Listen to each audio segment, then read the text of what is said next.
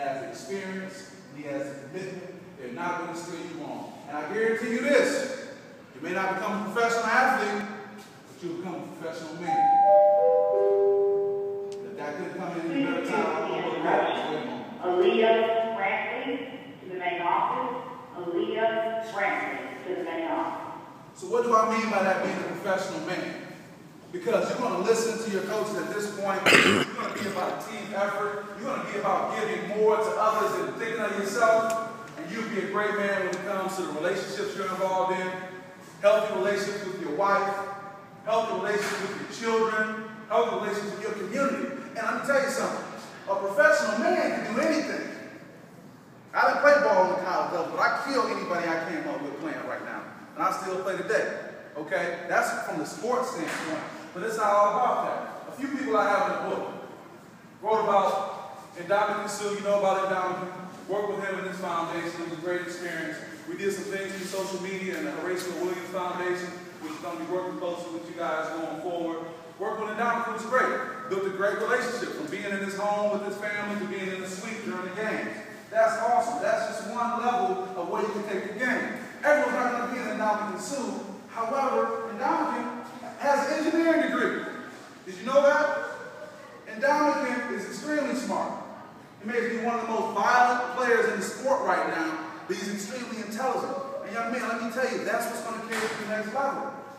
Focus on your academics, because the sport's going to always be there. And Lord forbid something happens to take you away from the sport. An injury, or even a genetic issue that you don't even know about, takes you away from the sport. Then what do you have? What are you going to do when the cheering stops? They used to call your name and scream, oh, he was the man. But when you're not playing the sport anymore, then what are you going to do? That's why embracing charity is so important, young man. Being involved in a charitable organization, being involved with your church, being involved as a coach and giving back. Get away from that selfish attitude and that selfish mentality. I want to say one thing before I wrap up, and we can have some questions. In my book, I talk about Hill Harper. Everyone know Hill Harper from CSI? Yes, thank you. He wrote a book called The Wealth Cure. Very good book. And he talks about something in this book, and I want you guys to think about this. He talks about what's important to you that doesn't require money. Probably the first thing you guys said is playing football. Right, JR? Playing sports. Good, but that's taken already. I want you guys to think about what's important in your life that doesn't require money. Okay? Think about that. And when you think about that, it's important to know what that is, because if you can do something and not be driven by money, you have a freedom you wouldn't know about. I could have easily said, man, I'm making too much money at Walmart. We had a baby on the way. But my wife, thank her, God bless me with her. She knew that I wasn't living out my legacy. You got to be about your purpose and not just about your paper. I know many of you guys, they come from a setting where you may be the first one to go on to accomplish some things. And by all means, I'm not telling you to live a life of being a pauper and being broke. But you can make decisions in your life. And I'm very fortunate, I'm very blessed that leaving that income, doing what I was passionate about doing, I've been blessed to continue to live that lifestyle. I'm not bragging, but I want you guys to know it doesn't always have to be about money being it. If you follow your passion, the money will come. Now, what are some things that are important to me that don't require money? Well, of course, my health, my spiritual relationship, and I think we all can agree with that. But other things that are important to me, being able to make a connection with anyone I need to make a connection with. I met your coach. We made a connection. It was great. I met Indomitian Sue. I need to reach out to him to see about him doing some things in the community. That came to pass. I needed Jalen Rose. Made a connection with Jalen, and he's in the book. President Obama, got pictures with the president, and it goes on and on. Those are things that are important to me. What else is important to me? Being able to provide for my family what they need. Not just what they want, but what they need. Keep a roof over my wife and my daughter's head. Being able to feed them, take care of them, the basic necessities, and do much more that goes along with that. Another, what's important to me? My clothes look good on me. I think I look decent. But these are things that are important to me that don't require money. So let me pose this question to you guys. And I want some responses. Tell me some things that are important to you that don't require money. Who's going to be a leader? What's your name? Jay. Jay? Jalen. How about that? Go ahead. What about family? Your family's important. You do what's right to make sure your family stays intact. That's awesome. They are normal you. Friends. Tell me more. Don't just give me a word. Tell me more. Friends are important because they have your support right into your family. Awesome. Friends. Family, friends. I love it. Go ahead. What's your name? Damien?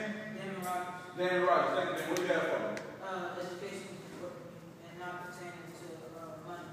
Because if I know something, no one can take that away from me. You're absolutely right. You're absolutely right. Great. Young man in the back. What's your name? David, Mom. Damien. Hey, Damien. How you doing? My mom and dad, my two biggest supporters. Sure. They always keep me going. They always keep my head focused on what I need to do. Sure. Sure. So your mom and dad, I love that. Give me some more. I'm coming over here. Show some leadership. Now, some of y'all will scream, Coach, keep me on the team, but you can't even step up and express yourself. Come on, I want some more. I'm not stopping till I get some more. Go ahead. John? Drawing. Oh, no. Drawing. What's your name? Jimmy. So being an architect, drawing and doing something, that's important. He doesn't require money. I like that. Give me more. Yes, sir. What's your name? Deontay. Go ahead. My grandma, when everybody else was putting me down, she was always there for me.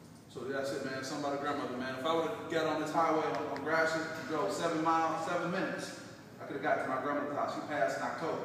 Along with my mother, my grandmother, Miss Madeline Bryant, was my rock. And I named my daughter Madeline after her. So I understand the power of grandmothers. Love your grandmothers. You can't assume they'll be here all the time. I lost my grandmother in October. And it was a heartache, but I understand that. These two, go ahead. Your brothers. Tell me more. I want you to expand beyond family. We're hearing that. That's personal. Give me more. Go ahead.